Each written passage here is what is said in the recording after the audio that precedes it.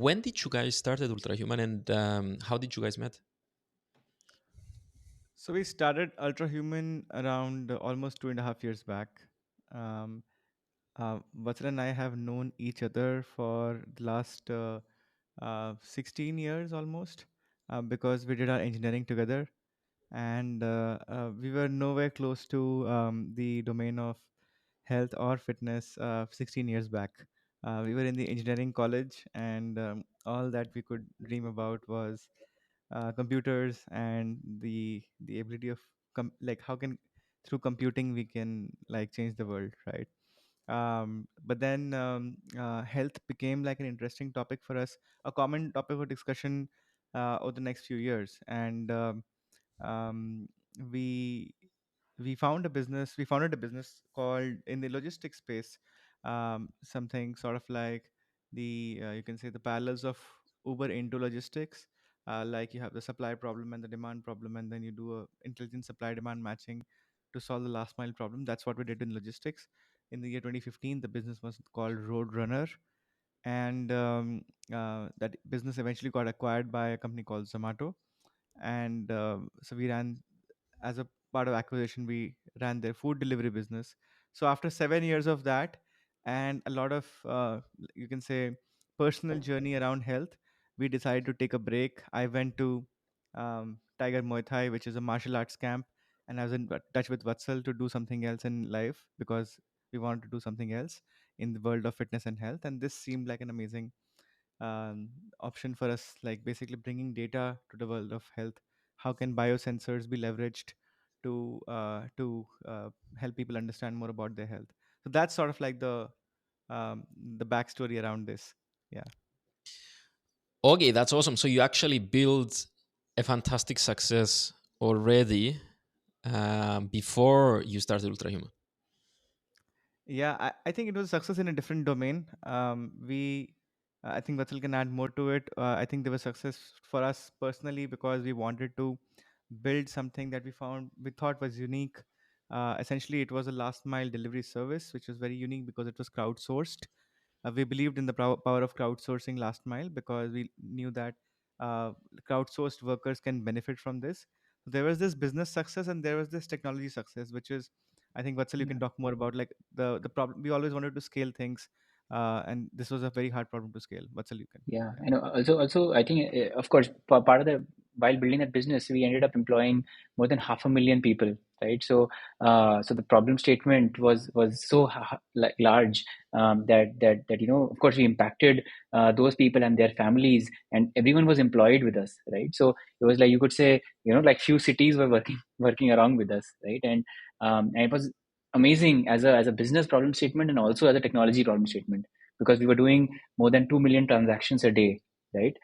So now it's a great journey, right, where you start from nothing and then incrementally scale your platform to be able to support such a huge business, right? So was amazing while we were building it, but of course over the journey we realized that health is like the base of all of it, right? We were building it, we were all focused, but of course we would end up thinking about that there's so much stress, you have to grow this business. We would get back to health, right? We were like, okay, if we are healthy then we'll do this better as well, right? So I think the theme kind of converged to the fact that the world will continue building a lot of products, but I think we'll have to like build a layer which is supporting everyone, all entrepreneurs, everyone in the world needs to have a healthy lifestyle, right? And that is when you are more productive as well. Guys, it's not funny that my previous business was last mile delivery as well. Wow. That's very Oh, that's amazing. Serendipity. that's, No way. We yeah, were that's crazy. That's built crazy. to It's work like together. Yeah. what's if we stay there a bit, what I mean, I did so many mistakes in the last mile delivery, and one of them was like the first mistake I did was like I didn't understand from the beginning what network effects means. It's like the whole business is about network effects, and I was thinking about it in a linear way, and that was the first mistake I was doing. And then YC speaks a lot about how do you fix this, who do you go after. I mean, how did you guys? Is like you reach to an impressively massive scale with your business there. So how did you solve this? Did you go to stores, for example, at the beginning, or did you go to drivers at the beginning? How did you do this? So when we had started, the biggest problem was essentially supply in the market, which was uh, in this case it was delivery drivers. So delivery drivers had a very high churn rate because it was a very hard thing to do. Like you're on your bike for almost 8 to 10 hours a day, and it was a really hard thing to do. And we realized that for full-time delivery workers, if we can improve their efficiency, we will be able to attract much better delivery talent there. And the other thing was, if we can make it like a part-time gig for a bunch of people like students, they will be able to pay their tuition fees because India is an emerging market, and a lot of these students drop out because they can't pay their tuition fees. So it was for us a combination of these two. It started with a supply problem, but then to your point, the network effects were also massive. So as we start selling to restaurants, like stores that were restaurants, because restaurants were very, you can say, the immediate adopters of last mile delivery, because they got the urgency problem, right, which is basically delivery within 30 minutes. So from a restaurant's perspective, the network effects were something that we also took a lot of time to understand, because for network effects we needed density, and for density we needed to hire ahead of time before even demand came in. And that always sort of like meant that you will lose money till a certain point in time before you can show economics. So that was the harder, uh, we used to joke about it and call it like these this is a mountain of cash that you have to cross to before you can make a business out of it. And it turned out to be a valley of cash, right? So there was a mountain, and then there's like a plateau, and then there was another mountain, because every new locality is a new mountain. So yeah, that was it. And did you concentrate on specific areas like high density at the beginning, or did you go broader? Yeah, we did. I think in the beginning we did concentrate on extremely high density areas, but then there's one another nuance to this business in case of India, was that when you enter a locality, even if it is not dense, you end up owning the locality, right? So there is a first comer advantage because you're a new service and there was nobody else. So we had to balance between being only in dense areas that are hyper competitive already, and being in new areas that are non-competitive so you can win. The non-competitive areas will make you lose a lot of money because a, when you enter, you have to create demand. B, when competition comes in that area, you have to fight that competition. So so it is sort of like a interesting chess game for some time. Yeah. How do you win over the competition in that sense? Is it by more people looking at you in the streets, or is it what was your differentiation with?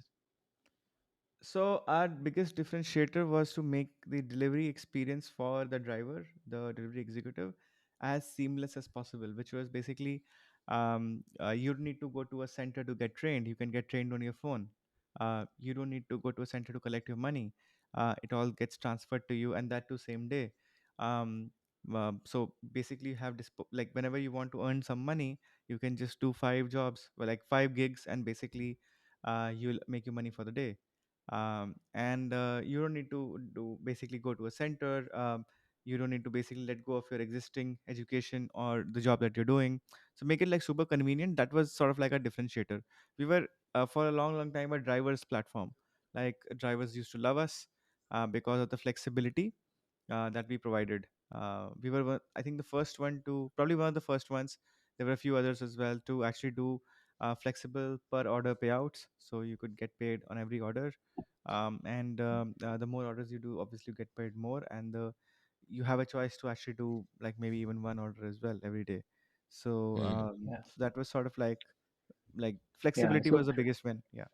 correct. And also India, I think the culture wasn't back in the day hadn't built as much, right? People were always full-time employees to a firm and they would work for 8 hours. But I think what we got in was flexible for students, for people who were already, let's say, doing a job, day job, and they had free time in the night, right? So kind of made it a very, very flexible work timings. I think people kind of loved that. and a lot of even people who are in the forces joined us, right? Those guys are also free, so they're like, okay, we can spend a few hours during rush hours to deliver and all of that.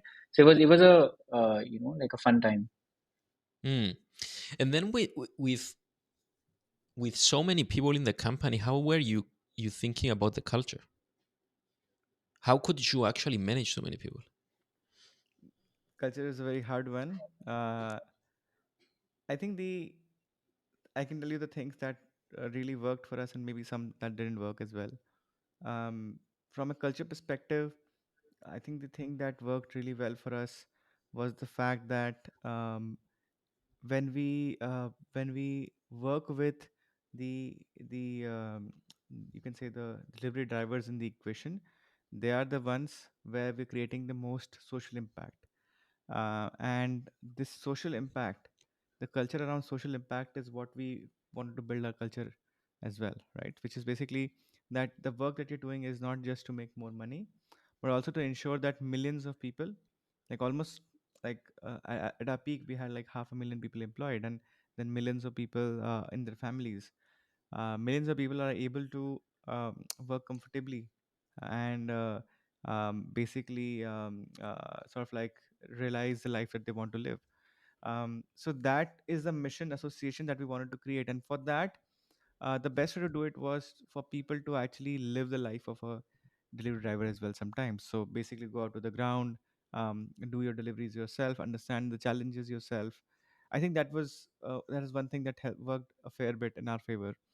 The other thing that I would say worked well was, and we did make some mistakes earlier, but then eventually we fixed it, was to have a very lean team structure. Mm. So the larger the team, harder it is to maintain culture. So our journey goes something like this: that initially we had this definition of an organization, which is you hire like one person for every type of responsibility. You built up a bloated organization, and then you somehow make the culture work, which didn't work, by the way. So what we learned it the hard way, and we had to make some really painful decisions along the way as well. But eventually we arrived at a very lean organization where for everybody there was enough interesting work, and the organization was not built on only structuring exercise, but on the basis of need of the work that was there. For example, if today our growth engine wasn't social media, I don't need to hire a social media manager just because it's a new demand stream. I should only hire when there is enough good quality of work available for the social media manager. Till then, any other team member can pick it up. I can pick it up, right? So that's the sort of culture that we evolved to, and I think that helped us a fair bit, because then we understood that I think people are not people care about the quality of work that they're doing. That's what we realized. And just like all of us, right, we care about the quality of work that we're doing. That's why we started a new business. So Yeah. so I think that understanding helped us a lot. Mm. Mm. It's it's very interesting because I think it's the journey of a startup.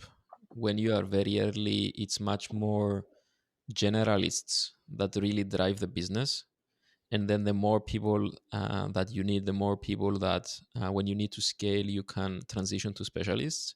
But it's exactly the Yeah. example you are saying. It's like everybody can touch something to create content, for example, or to do the social media and to do even the everyday thing. Is like there is one delivery, nobody can do it, let's just go and do it ourselves. And then it's when there is need, then you get people to be doing that work. So yeah, that makes Yeah. fantastic sense. So Yeah. it's like, and then you guys reach to some of the one of the biggest companies in the world in this space, and you make an exit to them. How did this happen? Did they approach you? Did you approach them? What's the process here? It was a sales conversation. It started with, so when we eventually transitioned to a lean organization, we were all of us were spending a lot of time selling the business. I mean, not selling the business, I mean selling the product essentially, right? So we used to do all of our sales meetings ourselves. And I was there in every sales meeting. So In this conversation, I meet up with Zomato, the founder, and we were trying to basically talk about that. I was just telling them about like how we have had such a journey where we were a bloated organization and now we have leaned down, but now we are focused, and we're burning very little money, and we have this mindset of surviving forever, right? And because we are burning very little money and we are focused on increasing the revenue and building the business from here. So the founder basically said that, oh, I've had a very similar journey myself, and looks like we have very similar DNA in terms of like thinking about the business. And given that Zomato was launching a food delivery business in a big way back then in 2017, and there was natural synergy because we wanted to fulfill their deliveries. What started as a integration partnership emerged into a merger. So it was very natural one. It's very easy to work with their team. They also found it pretty much easier to work with us because we're doing something new. We didn't have much overlaps as well.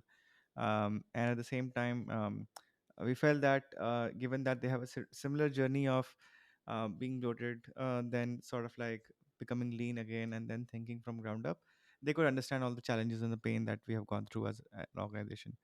Yeah. Mm. And how did you guys decide? Did you said it's it's a very good offer, or was it because they were able to scale something you built? How did you decide as founders between you? It is very good synergy, and I think Vatsal can talk through the second part of it. From I can talk from my perspective that it is very good synergy because it was A plus B, uh, which is basically the A is their own. Zomato had one of the largest traffic channels around food seekers in the world, people looking for restaurants and people trying to order food. And what we had was a fulfillment service. So none of us actually overlapped in terms of what we could do. So from an A plus B, it was very, very mathematically sound that if we combine these two capabilities, you end up creating something that is much more superior, much more exponent. Like you can say A plus B is not equal to, actually equal to like multiple times of A plus B. So it's sort of like we had this multiplier effect. And as founders, I think obviously the natural reaction was to not sell because we had just arrived at this mindset that let's build forever. If you build forever, you will arrive somewhere. You'll end up adding value. So what is the hurry? But at the same time, we found that there is this amazing opportunity to scale the business. Like whatever we have built, we can take it from a million transactions a month to maybe like 60 million transactions a month. And exactly that's what happened. We took it to say 60, 70 million transactions a month. We couldn't have even Wow. imagined it. Yeah, yeah. So you actually went from 1 million transactions a month to 70? 70. So at our peaks, we were Wow. doing like close to 2 plus million transactions a day. Uh, This is totally incredible. It's unbelievable. it's a huge technology and a data Yeah, problem. I think Vatsal, you can add a little yeah, bit more about it, like in terms of complexity. yeah. I It's know, I just know. pretty amazing because like Uh, whatever we could And and imagine. and Yeah. and that is one of the reasons that we kind of were excited about this acquisition journey also, because we knew that with this two companies combined, we would get this problem to solve as well, right? Otherwise, we knew that okay, we'll be a small but impactful company, and we'll, let's say, survive forever. But combining hands with a very, very large demand generator, what happens is you have such a beautiful problem to solve as well, right? Be it from a data standpoint, be it from a transaction standpoint, right? You have to build 100 systems to support your current system, right? So we wanted to see that journey, and I think like that's where we felt synergy. That it was not like okay, we'll be there in the system but not creating impact, right? But this was like impact from day one. We knew that if we have to build an extremely large business along with them, it had to be together, right? It had to be a true integration of teams plus technology plus everything. So yeah.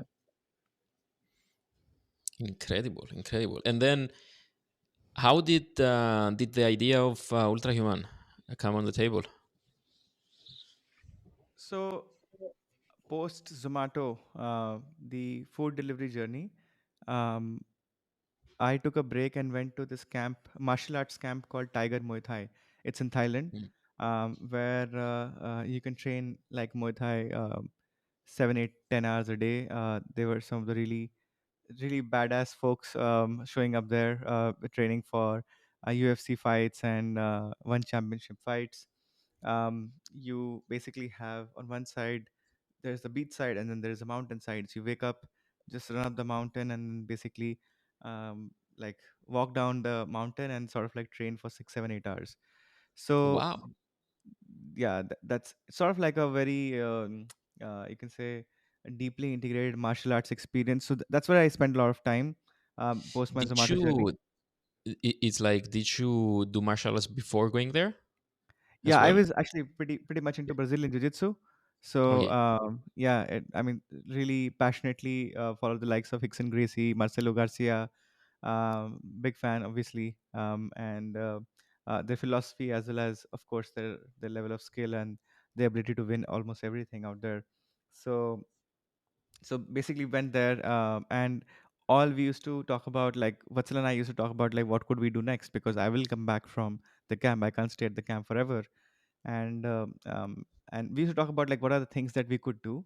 And Vatsal was deeply into CrossFit in India, which I like for a longest time. I found like CrossFit guys were like masochists because they just love pain. Uh, and Yeah, so it's like both of us are anti-camps. He doesn't like like going aggressive and lifting heavy all the time in a timed manner. He's like, this is not even a workout. Why why do you need to do this? And he's like all skill and technique and so yeah, it's a different school of thoughts, but I think Yep. the outcome, yeah, is what we wanted to drive. so we basically okay, we started talking about all sorts of business ideas that we could build, like I think if I remember right, at one point in time we were discussing building like a highly secure video calling application as well, called Cosmos. We also gave it a name, bought the domain. Then we basically were sort of like looking at different types of marketplaces. But all of our conversations, like our 2 hour long calls, used to end with like, what can we do in the space of health? Because that's where the personal interest was. And so I had been a cyclist and a super entrepreneur before that, and into martial arts. Vatsal was into CrossFit for the longest time, and into like deeply into like the sports of CrossFit, and sort of like there was this natural synergy to do something in the world of sports and performance and science and healthcare science. And um, at the camp, I was also seeing a lot of athletes using different types of methods, like tracking their biomarkers to improve their health. So, as a combination of these three things, we finally said that, oh, why shouldn't we do something? Why wouldn't we do something that's very close to what we how we want to live our lives, instead of basically trying to think of something as a business idea? And that was the moment where we flipped and basically said that, okay, let's build what we like, and that's how Ultrahuman was born. Yeah, that's perfect, because when you do what you like, it's not a work anymore. It's like, I see it from my perspective, and it's, I've been into this space for 15 years. My brain revolves around training, bodybuilding, weightlifting, nutrition all the time, sleep. I was buying all those wearables all over the time. And it's just, when your brain revolves around these things all the time, it's just, you don't really work. You just produce value while you do the things you like. So that's really great. Then Yeah. what was the first step you guys did? It's like, you said, we're going to do this idea. um, how does someone start? So the first step was to try out different biomarkers ourselves. So we obviously were very fascinated by the HRV biomarker because of the vagus nerve and the vagus nerve tone that you can measure with HRV. So that was one. We were very fascinated with sleep and sleep zones, like different types of sleep zones, like slow wave sleep and its correlation with your cognitive abilities and your REM sleep and its ability to like demarcate recovery for you, all of those things. And looking at other biomarkers like skin temperature, looking at other biomarkers around, let's say, your insulin in the body, and eventually glucose as well. Like glucose was sort of like a proxy to measure insulin response. So between all of these biomarkers, when we were looking at, like, we put on a CGM ourselves, we put on the HRV meter through, I think Whoop was one of the first ones, and then Aura. What we realized was that between all the biomarkers that we were using, all of these are like amazing companies, but at the same time, the glucose biomarker was the one that really sort of like was, in a way, we got instantly hooked into it. I remember the moment that when we were trying the product out, we used to talk about it almost like every couple of hours, that, oh, I did this and this is how my glucose changed. Did you see this? This was our conversation forever, and we were like, wow, we are like, I mean, this could make health really really interesting for people, because what most people do from a health perspective is like take a blood test every 3 months, and that's very very boring, and they're very very non-actionable as well. And if you can make it very very interactive and give people feedback on their food, because if you look at the overall, like if you look at 100 people, probably 20 or 30 people work out in a significant way. Maybe in India, that number is 10, right? Not many people work out, but everybody eats. So um, essentially, everybody eats, right? So if a wearable can give them feedback on what they're eating, impact will be much larger. And it will also be very, very personalized, because then you can see the glucose response from an individual's, uh, like based on individual stress levels, microbiome, etc. So that's why when we got hooked into the glucose variable ecosystem, we start building deeper through from a glucose a variable ecosystem as well. I think at that point in time, Super Sapiens was emerging in Europe. We had just heard of Levels as well. I think they had just announced that they're going to build something in this space as well. So it was really interesting, because both of these were like really fascinating founders, amazing concepts, and amazing companies. So yeah, that was the reason.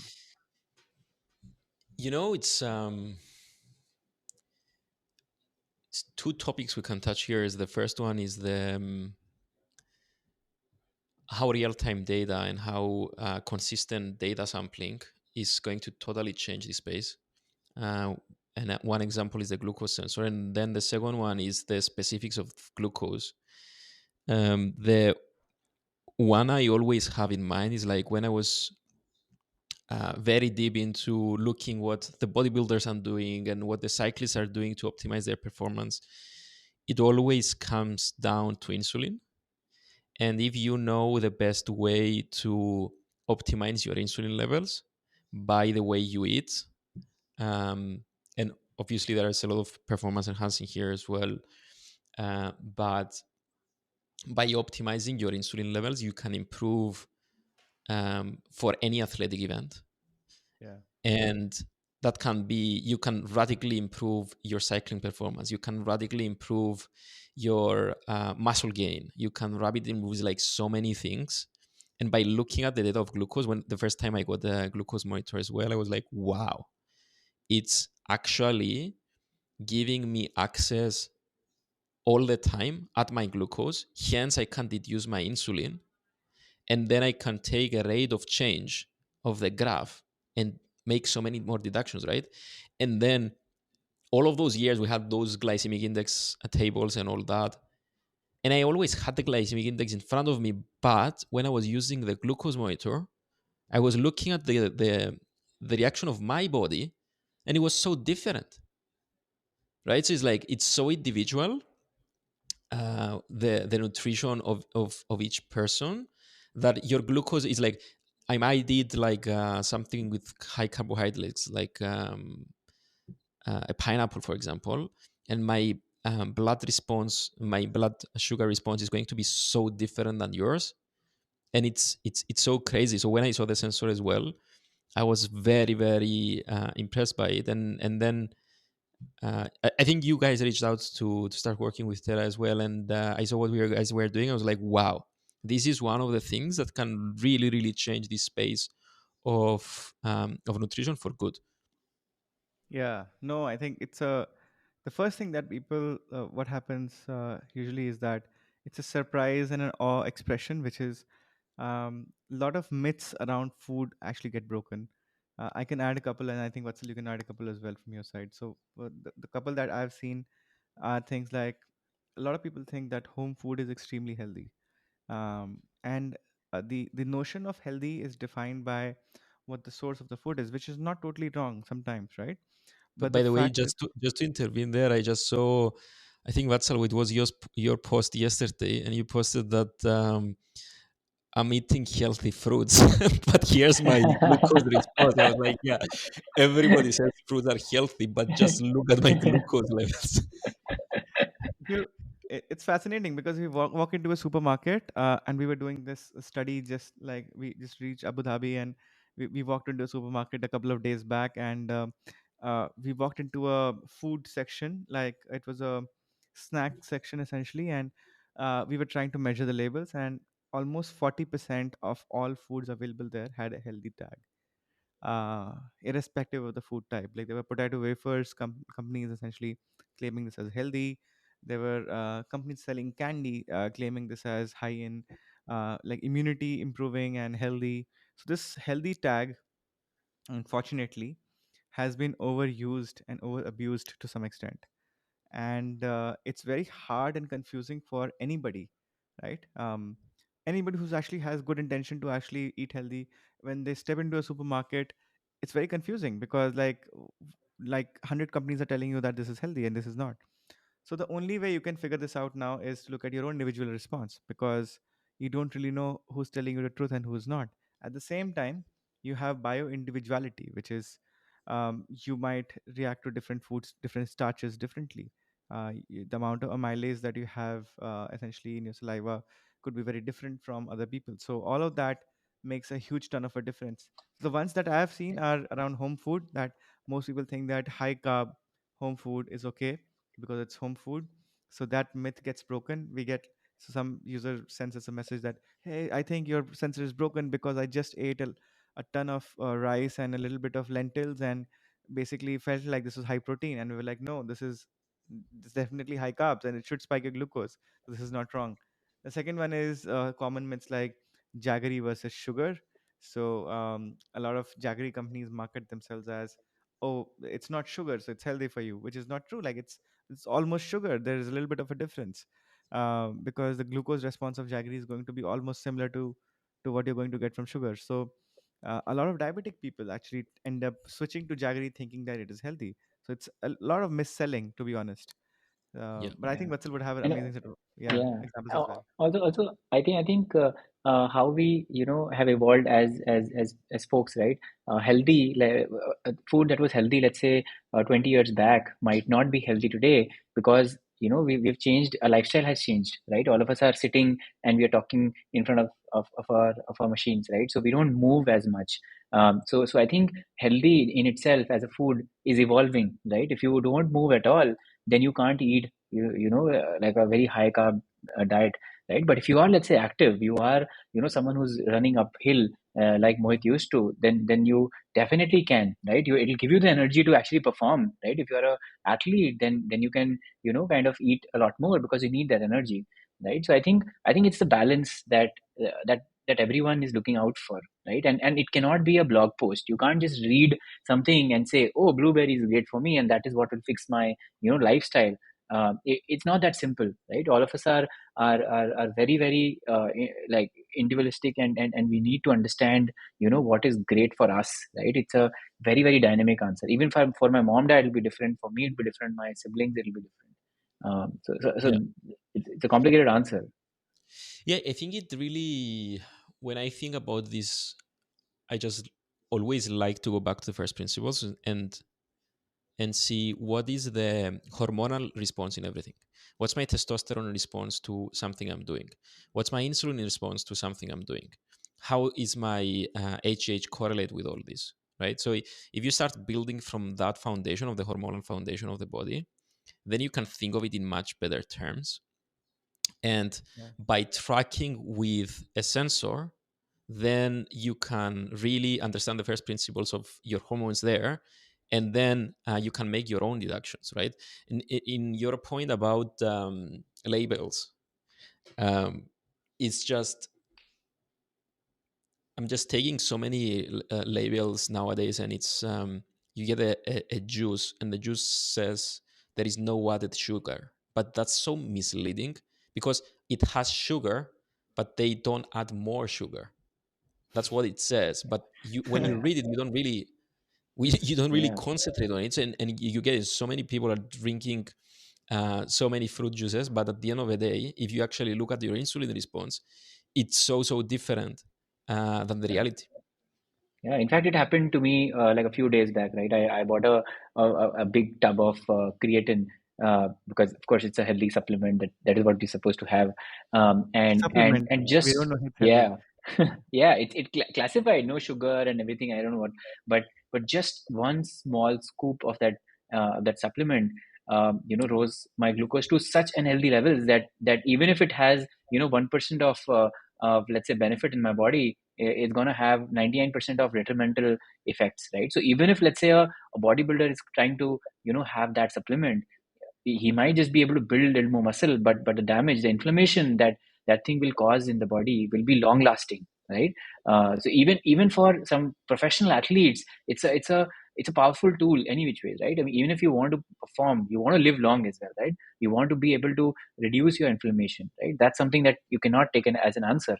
It has to be a balance of your performance to your inflammation, right? And that tub is thrown out because I knew, well, looking at my data, I understand I can't have it, and it's that real time in nature. Yeah, yeah, exactly. And then, guys, where is Ultrahuman today? How does the product look, and what's the reception, and where are you guys with Ultrahuman? Yeah, so today, from a product perspective, right now, what we tell you is your glucose response in response to food, exercise, stress, sleep, and thanks to you, we're coming up with correlations with all different variables based on essentially the Aura integration or the Whoop integration or the 8 sleep integration, all of that. Thanks to Terra and thanks to you, I think we have been able to integrate on the platform, which is yet like due to go live now.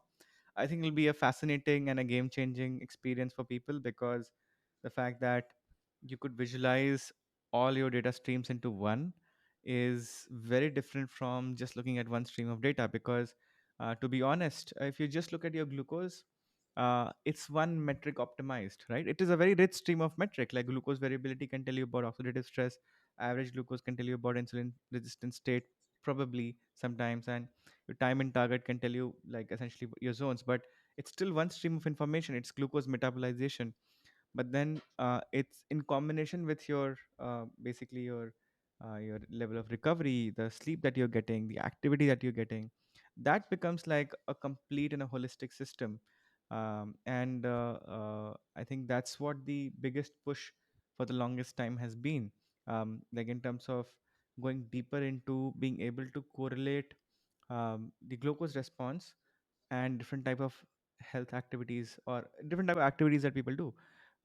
As you would have seen, like over the last few months, we have tried to create vertical versions of glucose algorithms. Like for example, we have a glucose algorithm for longevity. We have a glucose algorithm version for focus, and we have a version for Oh something wow! called, yeah. So you can measure your focus on the basis of glucose. We measure crashes and variations. We In longevity, we measure something called the circadian alignment. So um, if you've there are a bunch of books in this space around like one of the books is circadian code, like how basically food and light are two strong symbols to the body, signals to the body around when we should be up and when we should be asleep. And if you can fix one, you can fix the other one as well. So the circadian algorithm actually takes care of some of those factors and more, and tells you like how how can you optimize your glucose levels for better longevity. And then there is an athletic vector which tells you about like how well fueled you were for your activities, as you mentioned already that glucose could be a great zone 3 fuel, as we see. And so that's been the focus, integration, vertical versions of glucose interpretations. Uh, and of course, I think we probably haven't talked about this in most public forums, but we are also coming up with our own hardware. Wow! Basically, yeah, which is set to go live in the next few weeks. So we should be able to talk about it. Measures more biomarkers, basically more recovery and movement, biomarkers, but different from the existing ones, like essentially the different from the existing biomarkers available in the market. You So build your own hardware that measures more biomarkers. yes, that's correct. We guys need to do an integration on Terra. Of course, that goes Of without saying. course. 100%. Guys, Uh, this is crazy. So it's like at the current state, if I'm an athlete, I can choose that I'm an athlete, and you can give me recommendations for my glucose. Or if I want to concentrate on my longevity, you can give me this type of recommendations. Then this is all around, and it's all centered around my glucose responses and how am I as an individual and where am I concentrated in. And then you are now launching with Terra all the biomarkers. So you are accessing more and more data from my 8 sleep mattress and my Aura Ring and my Garmin watch. And you are accessing more and more biomarkers to create so much better understanding of the customers and then give them so much better recommendations. I think like that's where we should be, right? So I have all of my sleep data from my Garmin, for example, and I have all my nutrition data from my MyFitnessPal. But it's just I have the information sitting there. I don't know what to do with it. But then you guys combine it, and then you tell me exactly what to do, and it's like it's exactly what we needed all that time.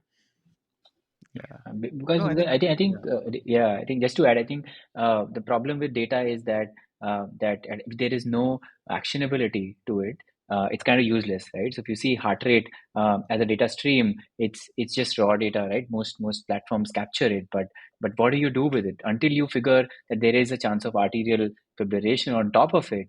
There's no theoretical value of a marker, right? For example, okay, someone's measuring your SpO2 now. If SpO2 is not real time, you're not able to figure when your oxygen level is dipping, and probably there's an issue with your breathing. There's no there's nothing you can do with that data. You're just looking at it, you're like, okay, it's 90 now, I don't know what to do. I think the insights are something that is the power, right? That is what kind of drives the value of data, right? And I think that is what we want to do as well. That glucose data is data, right? But until you build algorithms on top of it, until you can change lifestyle on top of it, there's no theoretical value of that data. Hmm. Yeah. Hmm. Yeah, it's a, as you mentioned already, the combination of metrics is significantly more powerful than a metric in individual, right? In a metric in a metric alone, right? Because you can understand how why this metric changed. Like for example, your glucose metabolization um, is not just affected by the food that you eat. Food is definitely a large part of it, but then the existing levels of your cortisol also affect that. Your insulin sensitivity because of your activity levels and your sleep sufficiency or deficiency also affects that, right? So what we know today via the glucose monitoring system is how your body is metabolizing glucose. That's what we know.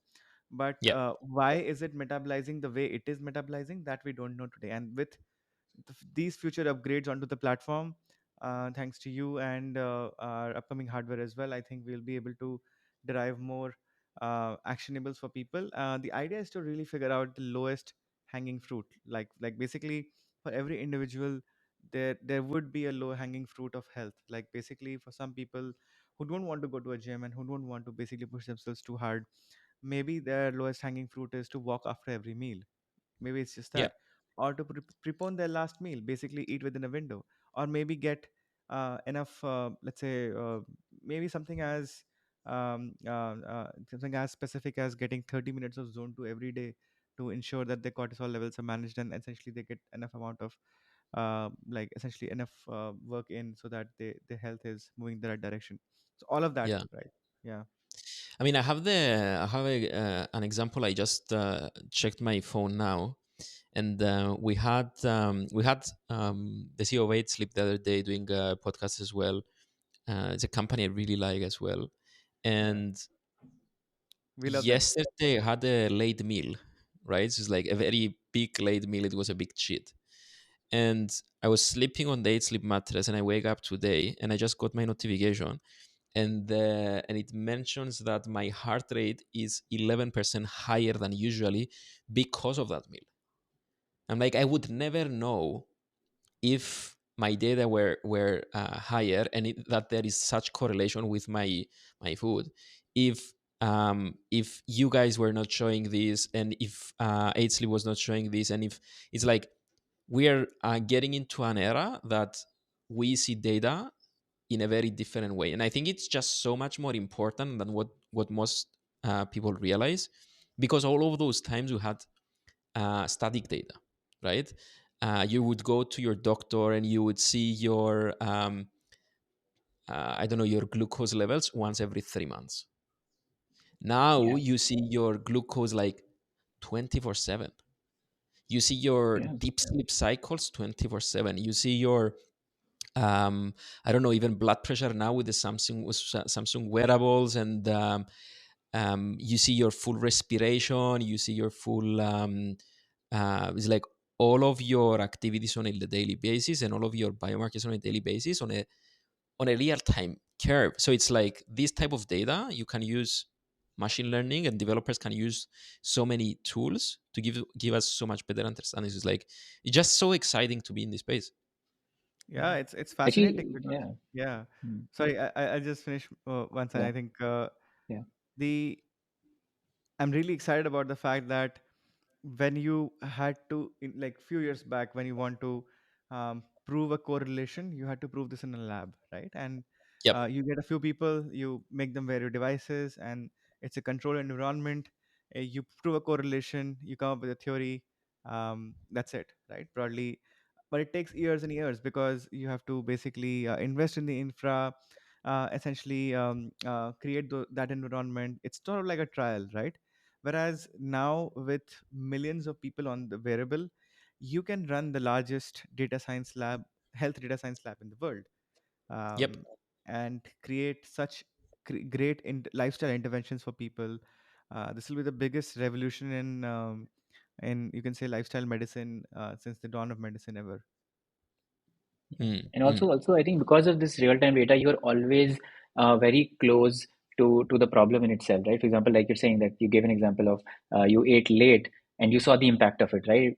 It'll always be in your head. Even when you eat tomorrow, let's say you're eating late, you will know that the impact is gonna be bad on your body, right? So you will actually stop doing it consciously just because you saw the impact, right? So the impact measurement becomes so evident, and you don't have to wait for years to kind of the problem to creep in, and then you fix it, right? So I think preventive healthcare is going to change just because of the data that is available today, and the interventions that we as platforms can bring into people's lives. Yeah, I think that it's the fact that we are moving to having all that data. We're moving into a point that we can be predictive rather than reactive in the event, right? So it's like you can know, like, 10 years, in 10 years, if you continue doing what you're doing, you're going to have this disease. And um and it doesn't happen all of a sudden, right? So it's like it's going to change health from the hospital to your daily routine. So it's a crazy space to be in. Yeah. But guys, where just to touch a bit on this as well, we've seen you raised a fantastic fundraising round. A lot of friends that are seeing this podcast, they are in the early stages. How did you approach it, and then how can they learn from your approach in fundraising? And yeah. Yeah. So currently, just to tell you, uh, we have raised two rounds of investments. One essentially was a $7.5 million round, led by Nexus Ventures and Bloom Ventures, and second one was a Series A, led by Falcon and Steadview Capital, and Nexus and Bloom also did their pro rata. So in total, the second round was $17.5 million. So in total, we have raised $25 million, and we have somewhere close to right now around 50,000 plus people in the wait list, and still growing in terms of basically I think around 3 to 5,000 people getting added every week. What we have seen that has worked really well for us is the fact that whenever we ship out invites to people, and we are rolling out invites in batches because we are still in private beta, we're learning from every new invite that goes out, and we work with every new user who gets the invite. So what we learn is that for the first time in their life, people are talking about health in an extremely open way. When somebody is diabetic, they don't want to basically talk about it openly, right? But we are making glucose monitoring cool for people, so people can put the response of their macchiato and cappuccino on their Twitter feed and basically say that, oh, this is the response that I got between macchiato and cappuccino. These are the two different types of responses, and it's a trivial thing, but the thing is that it is creating acceptance around people tracking biomarkers. And I'm telling you this because this is the story that we actually this is the story that we have also pitched to our investors and our people, that if we make health easy and acceptable by people, then it's not just a few biohackers and few you can say nerds who will actually use the product.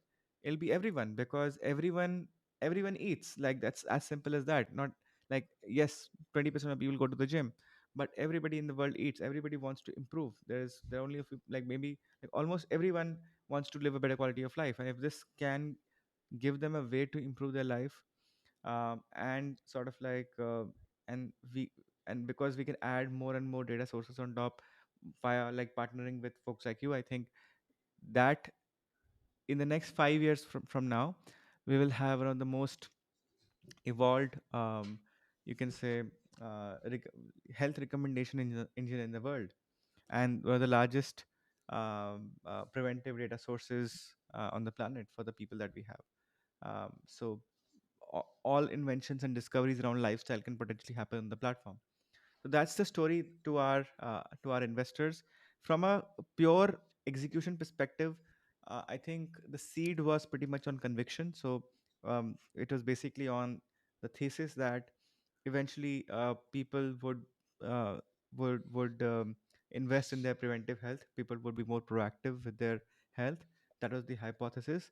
In Series A, the hypothesis was or the reason why Series A happened was because of early traction around the wait list.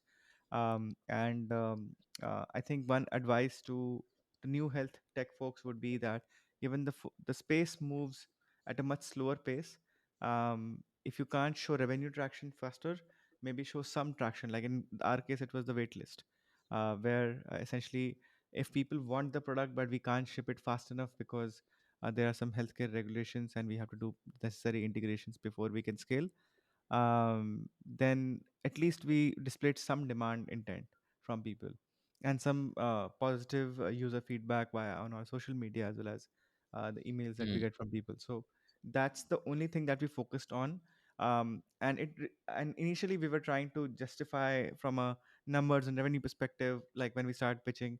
But then that conversation versus talking through a waitlist number and a user love perspective, I think the investors who got the second part uh, sort of like moved faster in our case, and because we were more focused as well by then, because we just wanted to focus on saying that we have not scaled our revenue, but we have user love and we have user interest. So that focus in a pitch helped us in a significant way. And that would be one advice Yeah. I would say, that if your pitch is focused, then you end up obviously filtering out a set of investors, but the ones that work with you are going to be for you for be with you for some time, and they'll probably be the ones supporting you. Yeah, and Mm. also just to add, I think what we also did was, made sure that a lot of folks are part of our journey. So of course, early version of the platform, they had access, they tried it, and then we continued improving it, and they were also part of that journey, right? So the conviction doesn't come on day one, right? Anyone, like if I tell you I want to launch a rocket, it can't happen on day one, right? It'll take you to build, one place one nut bolt first, right? So we kind of iterated aggressively on the product, continued building it, continued getting user love, right? And automatically people see that, okay, this is going to become a large success at some point, maybe not today, maybe a few years out. But of course, like even investors are users, right? Especially for us, it's a they were the first adopters, if you ask me, because they really care about longevity, and they want to improve their productivity as a whole, right? So for us, it was relevant, but I think keeping them in the loop about your journey, about challenges that you're facing, has really helped. So they also understood what are the challenges of working in the healthcare space, and what are the things that are working for the user, what things don't work, what things sell, what don't sell. So yeah. Yeah, it seems like as long as you're building something people want, you just need to be conveying that when you speak to investors, right? And then at the same time, you need to convey the vision, how big this can become. And it sounds like this is exactly how it you guys approached it. So it's really awesome to see. Um, Last question before we go, by the way. Um, Wanted to make it double question because you mentioned the hardware before. Is there any biomarkers of the hardware you're building that you can speak about? And then can you give us what do you guys think the future of our space is? The obvious one that we are working on is a more nuanced recovery biomarker that works on your HRV, that looks at your HRV, also your temperature, because temperature Mm. is also like a nice indicator in terms of how the recovery cycles of your body work. So it's sort of be like a new recovery algorithm or a new readiness algorithm that we are bringing to the market. And because we also have the glucose view, you can understand that from a glucose response perspective as well. So that would be, and then we are trying out a bunch of new experimental ones as well, that where the science is still bleeding edge right now. It's still not very much open. Like the few ones that we can potentially like talk about are, if potentially you could measure your light exposure, right? Like Mm. how much of blue light versus how much of like basically at what point in time in your day basically you get x amount of blue light, right? Via light sensors, if we can detect that, and because we know that there is a correlation between the type of light that people get and their melatonin cycles, we could basically figure out the sleep quality problem and the correlation with the type of light that people get and the type of sleep that people get. So that you could say could be another one. Yeah. I've never, probably it's the first time I hear about a device that measures blue light. It wouldn't be so difficult to build, but it's just so strong correlation with your circadian rhythm, right? So as long as you are looking at blue light before you sleep, for example, it's just impossible to sleep. I usually have my PC to just shut down the blue lights after 6 o'clock every day. Yeah. But this is a very interesting approach. It's a really interesting approach. Yeah, I mean, you can feel those metrics, right? I mean, even though it's still bleeding edge, there are so many. It does require a lot of research as well, but if you can, as a user, see the correlation between your sleep quality, your blue light exposure, and basically your stress levels eventually, and that would be a good amount of validation for a lot of people to understand how to make the best use of light for themselves. So I think those are the ones that we can potentially talk about. Incredible, incredible. And what's the next year for you guys? Where are you at when we speak in a year from today? I think definitely a lot of focus around our own hardware, and I think the um, what we would want to do is the community of users that we have. We call them cyborgs. The community of cyborgs that we have. Um, Basically, we have more information that they can use on themselves, more real-time information on themselves. So Hmm.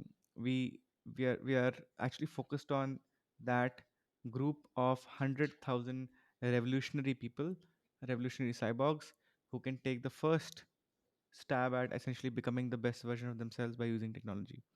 And in that journey, 1 year from now, we believe that we'll at least be 30 to 50% done. That's what we're aiming for. That and then beyond that, of course, when you have a large community, you can go for millions of people. But then to have a close knit community of 100,000 people who um, believe in the science and believe in working with you to improve this, that's what we would love to get to first. That'll be our next 1 year focus, if I can say that. Fantastic, awesome, guys. Thank you so much for this, and we speak soon.